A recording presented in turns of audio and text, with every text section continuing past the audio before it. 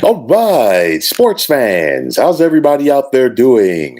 William Martin coming at you one more time here on YouTube with another edition of the 300 Pounds of Sports Knowledge Podcast. Now, it was no secret that the New York football Giants were looking to add some depth at the quarterback position this offseason as they were seeking a veteran behind Daniel Jones. Now, all signs pointed to the Giants pursuing Mitchell Trubisky, being that he was the backup quarterback for the Buffalo Bills last season, where current Giants head coach Brian Daboll was the offensive coordinator and current Giants general manager Joe Shane was the assistant GM. However, Trubisky would instead opt to join the Pittsburgh Steelers, which left the Giants looking in another direction. And after being unable to woo Trubisky, the Giants instead signed veteran quarterback Tyrod Taylor. Now, the Giants will be the sixth team that Taylor has played for in his 12-year NFL career, as he is also suited up for the Baltimore Ravens, Buffalo Bills, Cleveland Browns, Los Angeles Chargers, and Houston Texans. Now, Taylor is 26, 25, and 1 as a starter in the NFL with 59 touchdowns and 25 interceptions, while he's completed just over 61% of his passes. Now, Taylor has never started an entire season in the NFL, but the 32-year-old veteran quarterback has done enough to hang around in the league. And honestly, I'm not buying it for one single moment that Taylor is simply joining the Giants to be a backup quarterback to Daniel Jones. Now, Taylor got a 2-year deal for 17 million, with half of that money being guaranteed, which is ludicrous money for a backup quarterback. And there is no way that Taylor looked at the Giants quarterback situation with Jones under center penciled in as a starter and thought, you know what? I cannot beat this guy for the job. Taylor, I guarantee you, knows that he can come in here and compete from day one and possibly be the starter for the Giants here, or at least heading into 2023. Like I said before, Shane and Dayball are going to give all of the politically correct answers in regards to Jones for now, but they are not attached at the hip with him, just like they are not attached at the hip with anybody on this roster that they took over. And for a Giants team that has been as bad as for so long as they have been, everyone on this roster is on notice, as now you can clearly see that Joe Shane is the guy calling the shots along with Brian Dayball.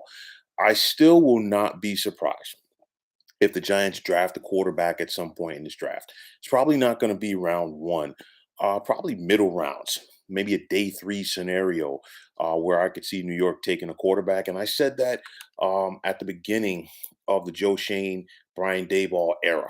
They were going to give Daniel Jones an opportunity, but he's going to have to work for it and he's going to have to earn it. Jones, to me, I think he's going to be the starting quarterback heading in the training camp. But I don't think he finishes the season that way. And at some point, I really do think that Taylor is going to overtake Jones to be the starting quarterback in New York. Now, is Taylor the long-term option for the Giants at quarterback? Absolutely not. He's a career journeyman, and I mean, the proof is in the pudding. The writing is on the wall. Whichever analogy that you want to use for it. But the thing is, this is a rebuild that we're seeing with the Giants, and of course, it's a rebuild that is long overdue due to the fact that Joe Shane is coming in here and attempting to clean up the mess that was left behind by former Giants general manager Dave Gettleman. And whenever you have a rebuild like the one that we're seeing with the Giants right now, head coaches and general managers together are going to use that first year as an evaluation period, which is what this is going to be for the Giants for the 2022 NFL season.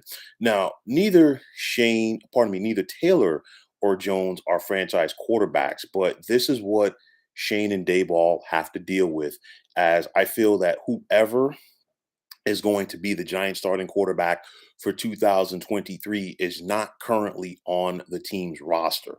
And with that said, I ask you, are Danny Dimes' days as the Giants starting quarterback numbered? And I'm going to go out there and say absolutely. I've said it before and I will say it again, and I don't want to sound like a broken record, but fact is fact. Daniel Jones should not have been a first round quarterback in 2019, regardless if the Giants picked him or somebody else. He should not have been drafted in the first round. And I'm sure that there are plenty of people out there that will agree with me on that. There are definitely going to be some that will disagree. But the bottom line is he never showed anything collegiately at Duke that could warrant him being a first round quarterback in 2019. What got Daniel Jones to this position was it was a comfort pick, being that he played for David Cutcliffe, and of course, you know the connection between the Cutcliffes and the Mannings. That's what it all came down to. And for any Giants fans that are old enough to remember this, honestly, all Daniel Jones is the second coming of Dave Brown. And if anybody remembers Dave Brown as a starting quarterback of the New York Giants in the 1990s, it was not pretty. So I look at it like this.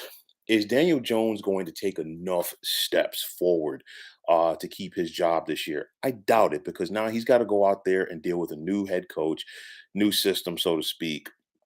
But the bottom line is he has not been able to consistently stay on the field due to injuries. On top of that, he has not shown good accuracy. And on top of that, if his first option isn't there, he's not the same guy. He's not good at protecting the football. And on top of that, he's playing behind a bad offensive line.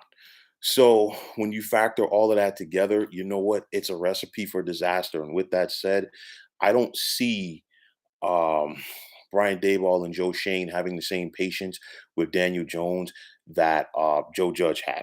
I simply don't see that same patience that we saw once upon a time from Pat Shermer when he was the head coach of the Giants. It's simply not going to happen. So the bottom line is, it's put up or shut up time for Daniel Jones, and I really do think that at some point Tyrod Taylor is going to overtake him to be the quarterback this season. Uh, for Giant fans, I know that they're hopeful to see this team compete in 2022. The bottom line is the Dallas Cowboys are still the class of this division. The Philadelphia Eagles were able to make the playoffs last season in a rebuild. And of course, Philly has 3 first round picks, one more than the Giants, and they're looking to add some pieces and take care of their business to try to make a run. We don't know what we can expect from Washington, especially with Carson Wentz at quarterback. Not really an eye opener right there. It's not going to make people go out and buy season tickets. And then, of course, that leaves the Giants. Giant fans, this is a situation. Joe Shane is trying to set things up for next year. He's, wheeling and dealing, making small moves right now on a budget, if you will. But nonetheless, this Tyrod Taylor signing fits into that. So a lot of guys that are going to be on the Giants roster in 2022, don't expect to see them there in 2023. This is an auditioning time. Daniel Jones is no different from the rest. But the bottom line is, I don't think Daniel Jones should really take the time to start investing in real estate in the New York, New Jersey area, because I really do feel that his days as a starting quarterback for the New York Football Giants are numbered. Not trying to sound like a hater, I'm just speaking facts. And if Daniel Jones is somehow on the Giants roster in 2023, count me as one of the many that will be surprised.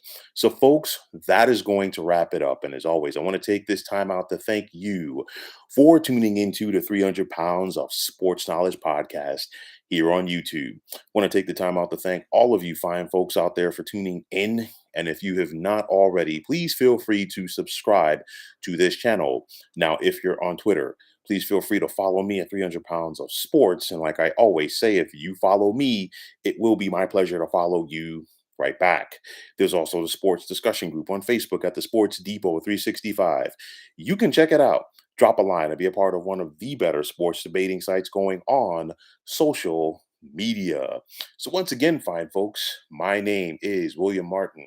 I'm signing off, saying take care and have yourselves a wonderful day.